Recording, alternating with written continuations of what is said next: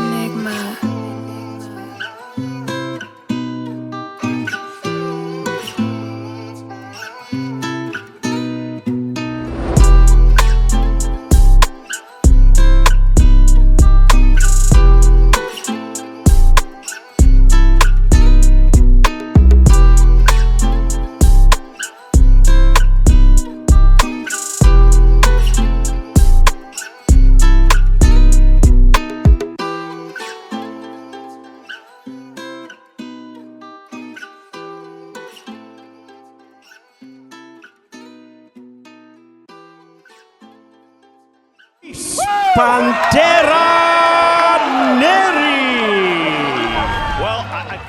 Hello and welcome back to Boxing Bash Unleashed. So as you just saw, I had a highlight reel of Naoya, Inoue and Nery. This is going to be the main staple for the channel as I'm going to be running out of time to make long form content as I usually do. This is just so you guys can know the fighters and be prepared for the breakdown of the card I'm going to be doing in a moment. But make sure to like, comment and subscribe if you want more content like this.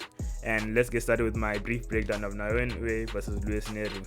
So for the main event, we have Naoya Inoue versus Nery, where I see Naoya Inoue defeating Nery by a body shot via the 8th to 10th round. Since Nery leaves himself too open, he likes trading too much, and he sometimes gets stunned too easily, more than I care to admit. But at this point, I'm more in favor of Naoya Inoue to win this fight, and Nery should focus on, trying to survive and not using his rear left hook, which is so looping that I've seen Naoya Inoue hitting him with 2 shots by the time he tries to even land on him. But anyways, that's how I see the fight going down in Inoue's favor. Next we have Takuma Inoue versus Sho Ishida. Takuma Inoue is a more boxer puncher style fighter, preferably trying to fight in mid-range, but can do well in the inside, shown in his previous performance over Joe Alcaraz. And he's fighting the tall Sho Ishida, who I see as a lengthy fighter who likes to stick on the outside and be more intelligent with his punch selection. In the end, I see this more of a better fight against another opponent on this card to set up a unification, but I would more lean towards Takuma Inoue to beat him by a unanimous decision or maybe a late round knockout. So next on we move to Sego Yuri Aoki versus Taku Kuwahara. Yuri Aoki is a more aggressive fighter, but he's very intelligent with the way he selects his punches and cuts off the ring. while Taku Kuwahara is more of a speedy fighter, coming in and out of his opponent's pocket and using his superior speed to defeat them. This fight has happened before for both of these fighters for the JBC title, where Sega Yuri Aoki knocked out Taku Kuwahara in the 10th round, so maybe it's a repeat of what happened in the previous fight or just something different, but I see this fight going to a 12-round unanimous decision for the new champion Sega Yuri Aoki. Moving on to our next fight, we have Jason Maloney versus Yoshiki Takai.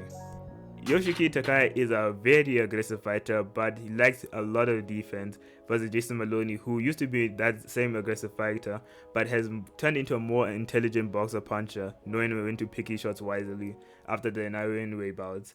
So in the end, I still see this gonna stay with the champion, Jason Maloney, but I feel like this is going to be a setup to a bout between Jason Maloney and Takuma Inoue for WBA and WBO bantamweight unification.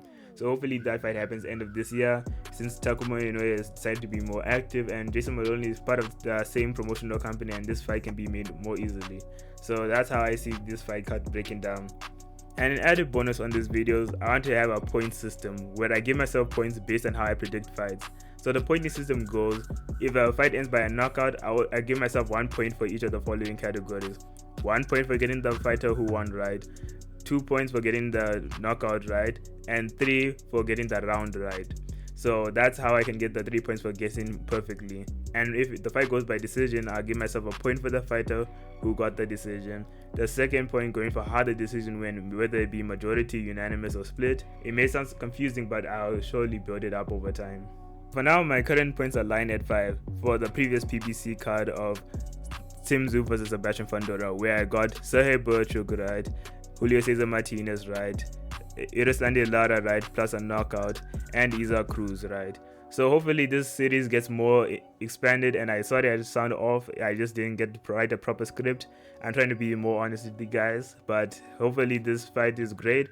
And before I leave you guys, I want to just give you my own thoughts on how I'd build the Javante Davis versus Frank Martin card. I'd have it with Davis and Martin as the main event, Benavidez versus Vosdek as the co-main, Errol Spence Jr. versus Brian Mendoza, Stephen Fulton versus Brandon Figueroa to Alberto Payo versus Gary Anton Russell, and lastly David Morrell versus Caleb Bland. But seeing as how David Morrell, Jaron Ennis, and other guys are leaving PBC to go into the zone, I'm not so sure if this card will last long. Hopefully we get a good card from PBC before they go. But anyways, it's been your boy TJ, and I'll see you later, fight fans.